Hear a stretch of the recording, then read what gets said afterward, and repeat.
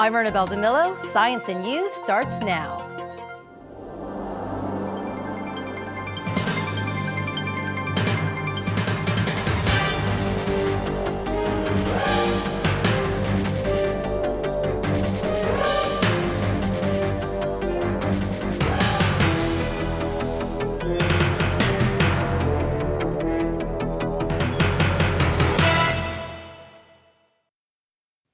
I'm Grant Greenberg. As we speak, a huge asteroid is heading to Earth. You have to check it out next on Science and You. I'm Donna Hanover. We've come a long way from robots in science fiction and Hollywood. They're now on staff in the operating room. We're here in the OR to show you how. Coming up on Science and You.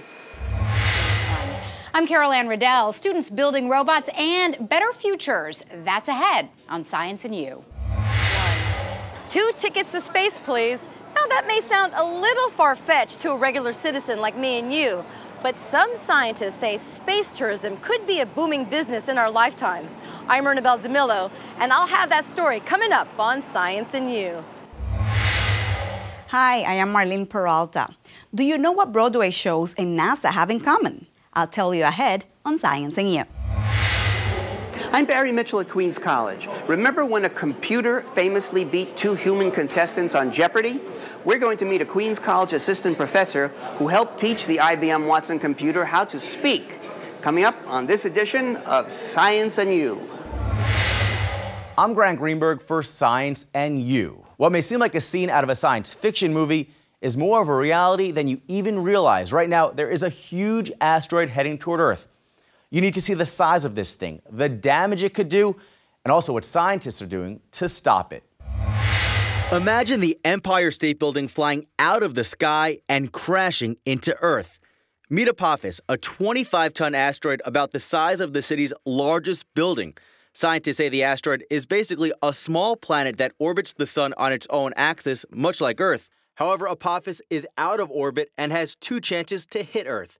April 13th, 2029 or 2036. Scientists say asteroids have hit Earth before and are most likely to blame for the mass extinction of dinosaurs 65 million years ago. In 1908, a meteor 1/5 the size of Apophis exploded over Siberia, flattening an unpopulated area that's bigger than all 5 boroughs combined. Apophis would bring with it as much energy as 65,000 nuclear bombs, and the devastation would depend on where it hits. Right on land, or if in water, it would create tidal waves. Here's a closer look at the path NASA expects Apophis to take, missing Earth by more than 18,000 miles. But that's still considered a close call, and scientists aren't taking any chances. Asteroids may naturally break apart and shrink in size. If they don't, scientists are working on ways to protect us, like building solar sails they can send into space that may break Apophis or other asteroids apart or steer them away. We spoke with New York Tech physics professor Dr. Greg Matloff. He's consulted for NASA and is an expert on solar sails. Okay, a solar sail is the simplest form of space propulsion. It is nothing more or less than a very flat sheet, a very thin aluminized material. It's highly reflective, it should be temperature tolerant, and it should also be fairly strong. Basically, it is propelled by the pressure of sunlight. You can do a number of things with a solar sail on an asteroid to divert it. One, you can basically coat it around the asteroid. Basically, imagine I have a potato here, I put aluminum foil and toothpicks all around it. This would increase the area of the object and also increase its reflectivity. Because solar photons of light, have a momentum or a push, this will change the orbit. It's basically propelling it. You're converting it into a large spacecraft. But we almost certainly will be hit at some point. Earth's odds are going to run out. Little things hit us all the time, but someday a big one will. While Apophis is getting most of scientists' attention, there are many more asteroids out there. NASA's Hubble telescope tracked down hundreds of small ones. Asteroids like Matilda, Gaspra, and Ida aren't the size of Apophis, but are on NASA's radar. Again, it may seem far away, but scientists say this could be a close call, and it's a good chance for them to test their tools and technology to help keep us safe. I'm Grant Greenberg for Science and You. I'm Donna Hanover. This is not a video game. This is a robot that is the cutting edge of modern surgery. There's a medical revolution underway in operating rooms across the country, and the breakout star of it all is straight out of science fiction. Meet the DaVinci Surgical System that is allowing surgeons to perform complicated procedures with computerized precision. I scrubbed in recently with Dr. Nirav Patel, Director of Cardiac Surgery at Lenox Hill Hospital in Manhattan. Tell us what you can do with the DaVinci robot that you can't do as a human being, as a surgeon. DaVinci robot helps us do the same operation which a human being does through much smaller incisions. Because as you can see, my hands, they are this big. If I have to get inside the heart with my conventional instruments, then I need a much larger incision. Using a demonstration mannequin, we could see how robotic scalpel instruments are inserted into a patient. Using a high-definition camera and extreme magnification, surgeons can look closely at the area where the procedure is taking place. It is in high def, and it is three-dimensional. What if something went a little differently than you expected it? Can you move away from the DaVinci surgery in the middle of an operation? Yes, exactly. It is very simple. As you can see over here, these are the 3 holes we have made in this mannequin to put the instruments. If the operation is not going right, or we think that this patient is not suitable for robotic, we just take these instruments out, roll the cart away, I scrub in, and make an incision in a standard way. Robotic surgery is not automatic surgery, however. The doctor is in personal control at all times. Seated at a panel with foot and wrist controls, he directs the robot's every move. As soon as I look into it, the robot starts moving. And procedures underway inside the patient are much more precise. These delicate, flexible instruments operate with an almost infinite dexterity in the smallest of spaces. I was reading you can do beating heart surgery with this. Yes. Explain what that is. So about 10, 12 years ago, the surgeons realized that maybe we don't have to stop the heart. We can stop the surface of the heart, so the rest of the heart can move, but we can freeze that particular surface of the heart, open the artery, and still continue to do precise suturing. So beating heart surgery for bypass surgery is an established procedure. The smaller incisions resulting from robotic procedures result in much less bleeding and much shorter recovery time for the patient. I met with Marco Mandel, who underwent a heart bypass via robotics and was out of the hospital in just 5 days. Marco, you were one of the first, really, to have robotic surgery on your heart. Were you nervous about that? Absolutely not. And I didn't know that I was the first. If I was the first, maybe I will be a little bit nervous. I am very happy with this robot that they do the surgery. And I hope that each year they will be more sophisticated and more advancing in the progress. I tell you the truth, now it's about 1 month. It's like I didn't pass through a surgery. It wasn't too long ago that robots were considered child's play. But while they are recasting the medical industry, there remains room for scientific improvement. This is a technology which has to enhance what we do. It cannot replace what we have been doing for all these years. So again, it has to be used with caution, right procedure for the right patient. The advance of the science is so, with the progress, is so sophisticated, so good, that they have not to be afraid from it. Absolutely not. This robot isn't the end of the scalpel, but it definitely gives surgeons an extra set of hands when it counts the most. For more on how robots affect our lives, let's go to my colleague, Carol Ann Riddell. This is where it all begins, a high school classroom. The students behind me are building robots and at the same time, potentially building futures full of promise. Take a look. The final days before these high school students unveil their robots for competition, and the room is heavy with anticipation. We're just under pressure right now. Everyone feels it. The kids feel it, the teachers feel it. Penny feels it. Penny feels it. Well, Penny may not exactly feel it. After all, Penny is a robot, and at the moment, a robot still in progress. The goal is for Penny to be able to pick up a soft object like an inner tube, then move with that object and place it on a peg.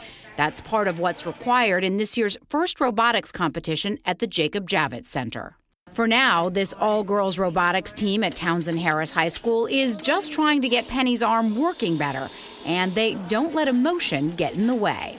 Do you get sort of attached to her at all? I mean, not her, it. See, there I go. I'm already calling her her. It, her. Not really. You guys are true scientists. I'm like all mushy about it. Do you like Penny? It's interesting. It has to earn my respect. Once it fully works, then I'll love it even more. Yeah. It's tough love. Yeah, tough love. Okay. The idea behind FIRST is to get kids excited about science and technology. Susan Brustein coaches the boys' robotics team at Townsend Harris. She says the skills kids learn go far beyond academic. What this develops in our students is a lot of initiative. In classes, you tell them what they have to learn. In this, they tell us what they need to learn, and then they go about figuring out how to do it. And in robotics, everyone does everything. Girls use hacksaws and drills, and their teachers hope that sense of what's possible carries through to career choices, particularly for young women as they consider fields like engineering that are often male-dominated. And they were sawing away, and they were like so happy. They felt so strong about being able to do it and excited that they could build something. In order to get women into labs and into research, into engineering, we have to let them know it's okay and it's not odd that they're there. And get them excited, I imagine, at this age. Yeah, definitely. Tournament weekend arrives, and though science is center stage here, it feels more like a supercharged high school football game. Mascots roam the arena, kids cram into the stands and cheer from the sidelines as robots face off. The sports analogy is very intentional. Part of what the FIRST organizers are trying to do is give kids the same sort of experience accomplished athletes have. The roaring crowds, the energy, the adoration of fans. The goal is to make students rethink the idea that science is square. So how do you change that attitude? And we do it by creating a sports, by taking from the field of sports and turning into a sporting event. Making it cool. Making it cool. Back in the pit, students work feverishly to get robots up and running before their matches. Last-minute spare parts are added, final repairs and adjustments are made. The matches are truly something to see. Massive robots scurry across the floor, lining up inner tubes on pegs as quickly as possible. It's competitive, but not cutthroat, because part of what teams are judged on is helping others. For example, if a team has a robot breakdown, others jump in with a spare battery or whatever else is needed, knowing they could end up opponents in the ring. In the end, the Townsend Harris teams placed well. They didn't grab the grand prize, but victory comes in many shapes and sizes. They are winners. When you walk away from doing an activity and you feel good about yourself and you feel that you've been competent and you've achieved something, there's really nothing better. No matter how the competition ends each year, the kids win just by getting involved. Beyond lessons in science and technology, they learn to problem solve, make confident decisions, and work as teams, skills all of us need to succeed. I'm Carol Ann Riddell for Science and You. Hi, I'm Ernabelle DeMillo. New York City, one of the top tourist destinations in the world. Can outer space be next? Well, according to some scientists, a booming space tourism industry is not that far off. It's been a nice ride in space, and I'm really glad I had you at the launch. Don't call him an astronaut. New Jersey resident Dr. Greg Olson is a space tourist, a scientist and entrepreneur who paid top dollar to blast off into space. I guess I always dreamed about space, but I also dreamed about playing Major League Baseball like every other kid in the United States. And you know, I guess I just sort of really thought it was always going to be a dream, and then at 60 years old, I get into space.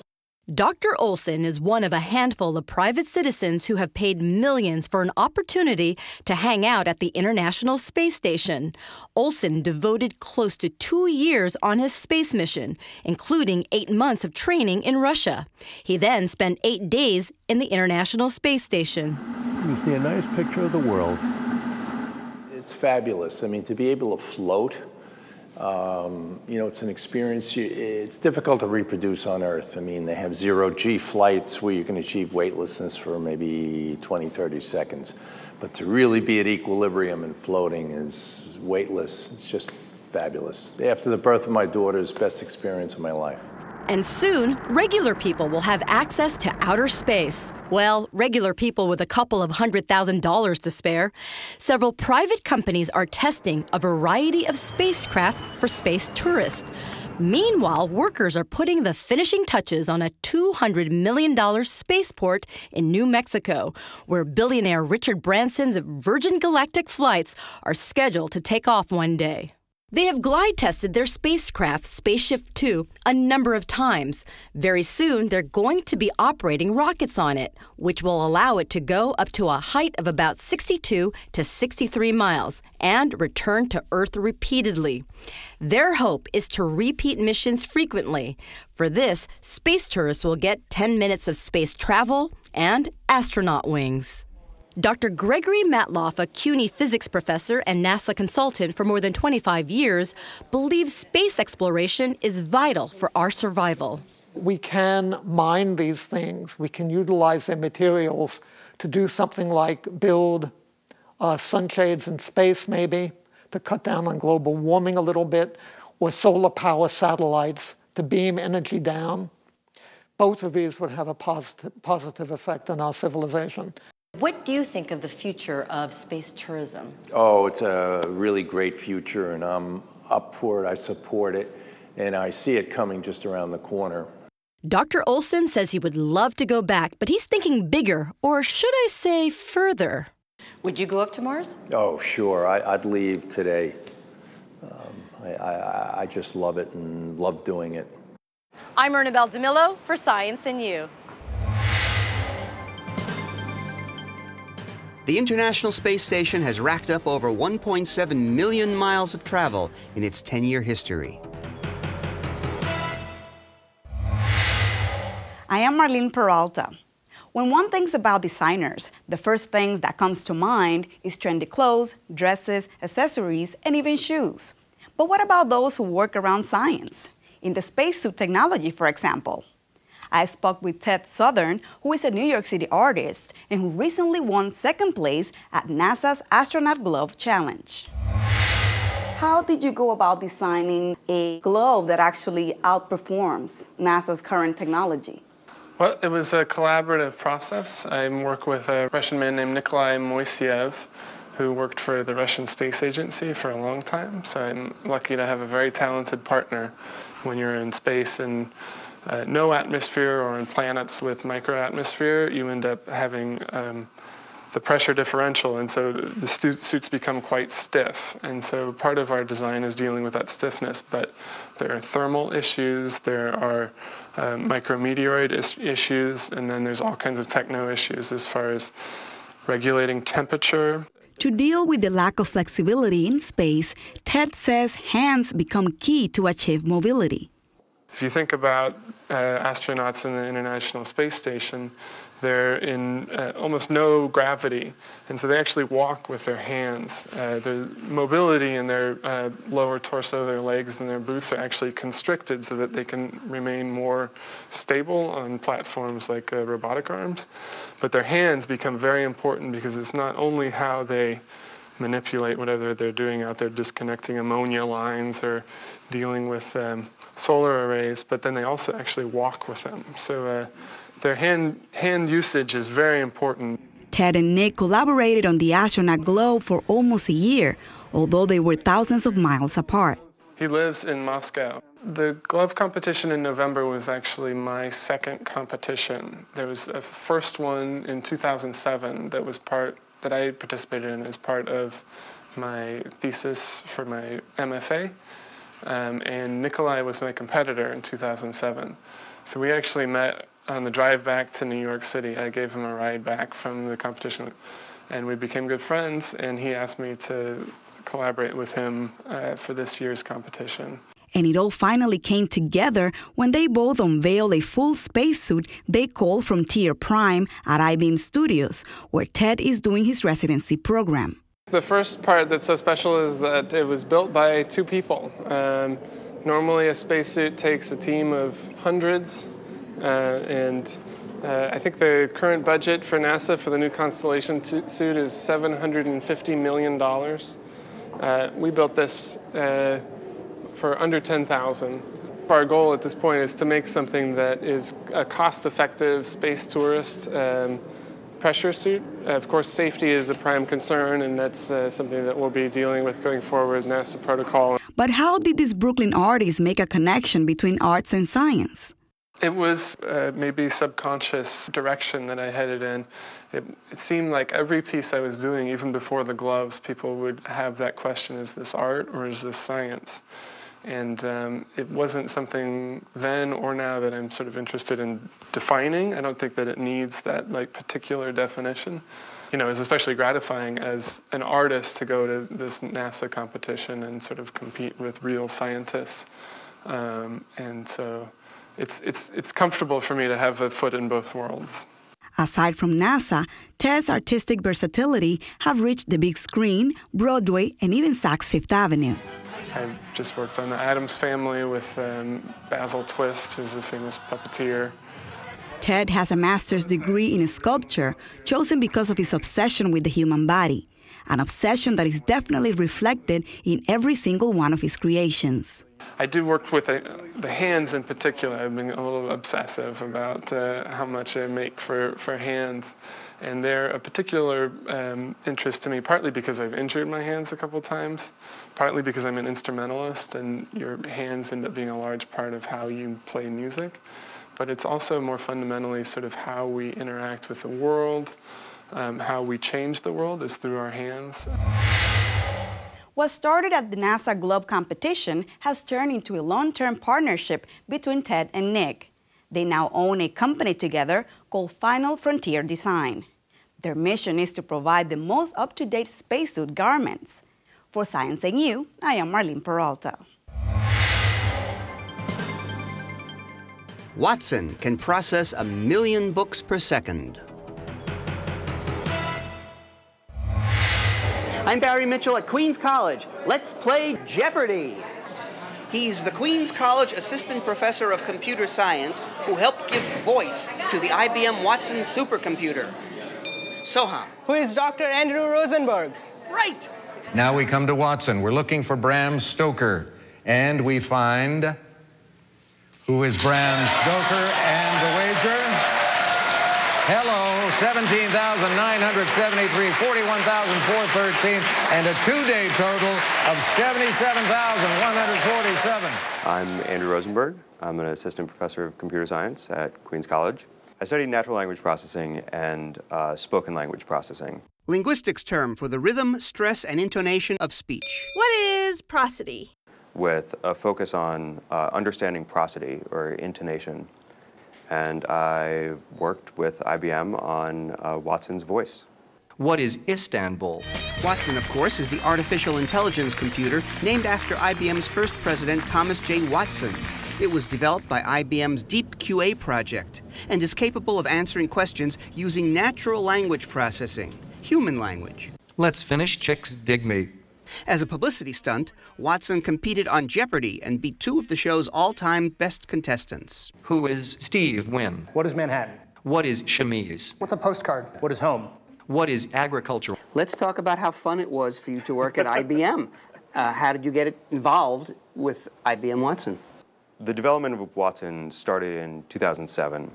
The initial plan of the IBM team was to have Watson display its answers just in text, raising up, just printed out on the screen. And the Jeopardy producer said, well, it doesn't really make for compelling television. It'd be really great if you could have him speak his answers. I was and am friends with the lead programmer on the speech synthesis team. And when he was looking for someone new to come assist, he reached out to me. So I was lucky enough to have a supportive department here at Queens College. And so for a day a week over the last year, I spent time up at Yorktown Heights improving Watson's voice. Watson's voice is produced by a system called speech synthesis. A voice actor is hired to read many pages of sentences. His recorded words are then sliced and diced into tiny component sounds called phones, and then reassembled to make new words. So we'll record some of your speech, and then we'll look at what you said. Welcome to the Queen's College Computer Lab. Welcome. Welcome. How many phones are in the word welcome? Welcome would have the W, the E, the L, the S, K, the and the M. That's a lot. So 6 phones in a word with 2 syllables. Here's another vowel-looking phone, the U and 2. Wow, that's barely recognizable as human speech. And that's exactly the point. So when we talk about that Watson's voice was sort of made from a voice actor, in practice it was, but often we'll be pulling out short little chunks of speech like, and putting it up against another bit of speech. The computer may use my from welcome in a totally different word. Exactly, elephant, for instance. Some of Andrew's work involved developing and improving existing software. And in other situations, it was explicitly telling Watson, this is how you pronounce this name. Because to read, for example, Ralph Fiennes, there's no way to know that his name isn't pronounced Ralph Fiennes other than having someone tell you. So we were in the situation of, in some cases, explicitly telling the voice, this is how you pronounce this phrase or this word. So can this be my audition to be the next Watson voice? I will send it on to all appropriate people. Yes, thank you. Watch for me on Jeopardy. Thanks so much. My pleasure.